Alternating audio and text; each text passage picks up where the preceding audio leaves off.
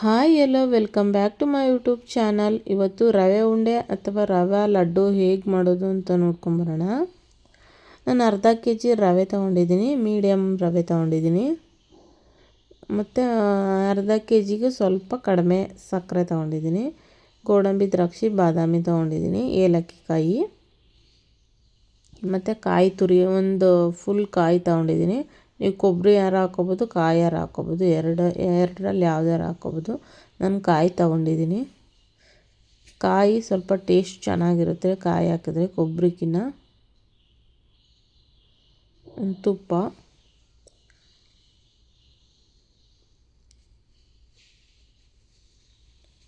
ಈಸಿಯಾಗಿ ಕ್ವಿಕ್ಕಾಗಿ ಮಾಡ್ಕೊಬೋದು. ಹಾಲು ತೊಗೊಂಡಿದ್ದೀನಿ ಸ್ವಲ್ಪ.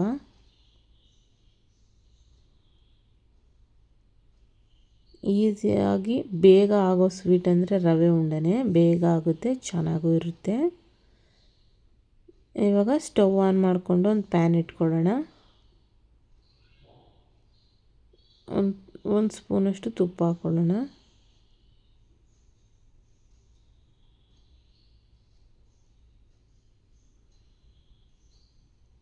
ತುಪ್ಪ ಬಿಸಿ ಆದಮೇಲೆ ಗೋಡಂಬಿ ಹಾಕ್ಕೊಂಡು ಫ್ರೈ ಮಾಡ್ಕೊಳ್ಳೋಣ.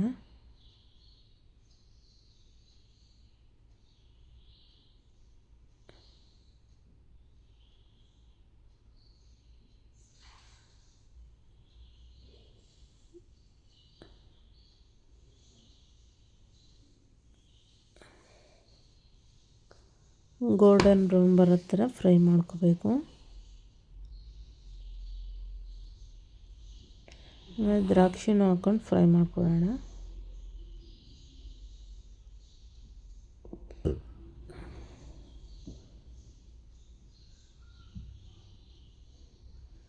ಇವಾಗ ಫ್ರೈ ಆಗಿದೆ, ಅದನ್ನು ತಗೊಂಡು ಅದೇ ತುಪ್ಪಕ್ಕೆ ರವೆನ ಹಾಕ್ಕೊಂಡು ಘಮ ಬರೋ ಗಂಟ ನೀಟಾಗಿ ಫ್ರೈ ಮಾಡ್ಕೋಬೇಕು. ರವೆನ ನಾವು ಯಾವ ಥರ ಫ್ರೈ ಮಾಡ್ತೀವಿ ಆ ಥರ ರವೆ ಉಂಡೆ ಟೇಸ್ಟಿಯಾಗಿರುತ್ತೆ. ಹಸಿ ಸ್ಮೆಲ್ ಹೊಡೆಯುತ್ತೆ. ಏನಾದ್ರು ರವೆ ಚೆನ್ನಾಗಿ ಹುರಿಲಿಲ್ಲ ಅಂದರೆ ರವೆ ಫುಲ್ಲು ಘಮ ಬರಬೇಕು, ಆವಾಗ ಗಂಟ ಹುರ್ಕೋಬೇಕು ನೀಟಾಗಿ.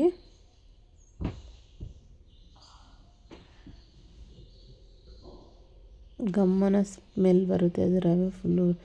ನೋಡಿ, ರವೆ ಫುಲ್ಲು ಹುರ್ಕೊಂಡಿದ್ದೀನಿ. ಇವಾಗ ಹುರಿದಿರೋ ರವೆಗೆ ಕಾಯಿ ತುರಿನ ಹಾಕ್ಕೊತಾಯಿದ್ದೀನಿ. ಕೊಬ್ಬರಿ ತುರಿ ಅಂದರೆ ಲಾಸ್ಟಲ್ಲಿ ಹಾಕ್ಕೊಬೋದು. ಇದು ಕಾಯಿ ಆಗಿರೋದ್ರಿಂದ ಸ್ವಲ್ಪ ನೀರಿನ ಅಂಶ ಇರುತ್ತಲ್ಲ, ಅದೆಲ್ಲ ಹೀರ್ಕೊಳ್ಳಿ ಅಂತ ನಾನು ಇವಾಗ ಹಾಕ್ಕೊತಾಯಿದ್ದೀನಿ. ನೀವು 1 ಮಂತ್ ಇಟ್ರೂ ಕೆಡಲ್ಲ, ಕಾಯಿ ಹಾಕಿದ್ರೂ ಈ ಥರ ಮಾಡಿದ್ರೆ. ನೀಟಾಗಿ ಕಾಯಲ್ಲಿರೋ ನೀರಿನ ಅಂಶ ಎಲ್ಲ ಹೋಗೋ ಥರ ಒಂದು 5 ನಿಮಿಷ ಹಂಗೆ ಫ್ರೈ ಮಾಡ್ಕೋಬೇಕು.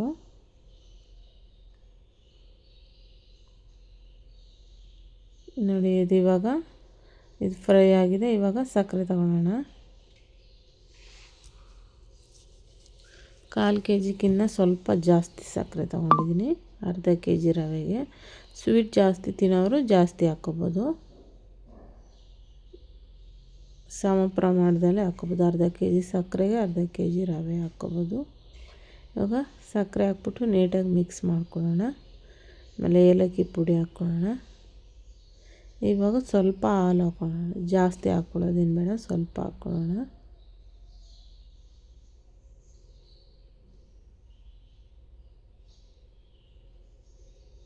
ನೋಡಿ, ಇಷ್ಟು ಹಾಲು ಹಾಕ್ಕೊಂಡಿದ್ದೀನಿ.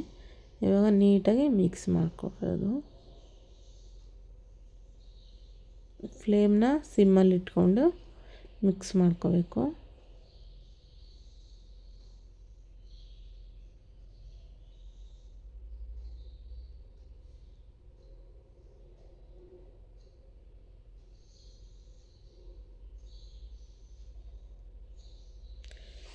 ನೋಡಿ, ಇವಾಗ ನೀಟಾಗಿ ಮಿಕ್ಸ್ ಮಾಡ್ಕೊತಾ ಇದ್ದೀನಿ ಎಲ್ಲ. ಒಂದು 5 ನಿಮಿಷ ಹಂಗೆ ಫ್ಲೇಮ್ನ ಸಿಮ್ಮಲ್ಲಿ ಇಟ್ಕೊಂಡು ಮಿಕ್ಸ್ ಮಾಡ್ಕೋಬೇಕು. ನೋಡಿ, ಇವಾಗ ಉಂಡೆ ಕಟ್ಟ ಅದಕ್ಕೆ ಬಂದಿದೆ. ಇವಾಗ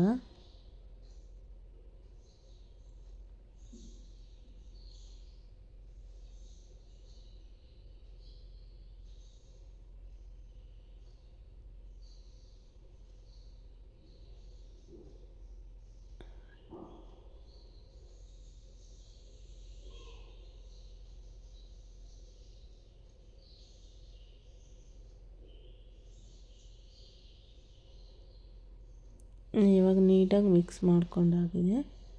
ಇವಾಗ ಗೋಡಂಬಿ ದ್ರಾಕ್ಷಿ ಫ್ರೈ ಮಾಡ್ಕೊಂಡಿದ್ವಲ್ಲ ಅದನ್ನು ಹಾಕೋತಾ ಇದ್ದೀನಿ.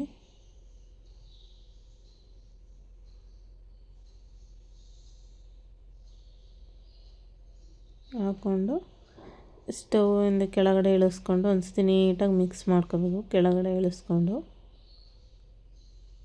ನೋಡಿ ಈ ಥರ ಮಿಕ್ಸ್ ಮಾಡ್ಕೋಬೇಕು ನೀಟಾಗಿ. ಒಬ್ಬೊಬ್ಬರು ಸಕ್ಕರೆನ ಪುಡಿ ಮಾಡಿ ಹಾಕ್ತಾರೆ, ಪಾಕ ಮಾಡಿ ಹಾಕ್ತಾರೆ. ಅದಕ್ಕಿಂತ ಟೇಸ್ಟ್ ಮಾತ್ರ ಸಕ್ಕತ್ತಾಗಿರುತ್ತೆ. ಈ ಥರ ಒಂದ್ಸರಿ ಟ್ರೈ ಮಾಡಿ ನೋಡಿ. ಉಂಡೆನೂ ನೀಟಾಗಿ ಬಂದ್ಬಿಡುತ್ತೆ. ನೋಡಿ ಎಷ್ಟು ಚೆನ್ನಾಗಿ ಬರ್ತಿದೆ ಉಂಡೆನೂ.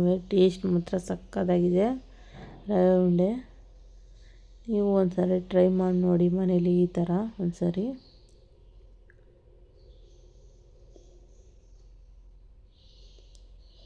ರವೆ ಆಗಿ ಸಾಫ್ಟಾಗಿ ಫುಲ್ಲು ಸ್ವಲ್ಪನೂ ಗಟ್ಟಿಲ್ಲ, ಫುಲ್ಲು ಸಾಫ್ಟಾಗಿ ಚೆನ್ನಾಗಿ ಬಂದಿದೆ ರವೆ ಉಂಡೆ.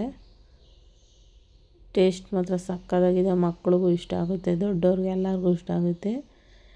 ಇದು ರವೆ ಉಂಡೆ ಸಿಂಪಲ್ ಸ್ವೀಟು. ಇಷ್ಟ ಆದರೆ ಲೈಕ್ ಮಾಡಿ, ಶೇರ್ ಮಾಡಿ, ಕಮೆಂಟ್ ಮಾಡಿ, ಸಬ್ಸ್ಕ್ರೈಬ್ ಮಾಡ್ಕೊಂಡು ನೋಡಿ. Thank you for watching.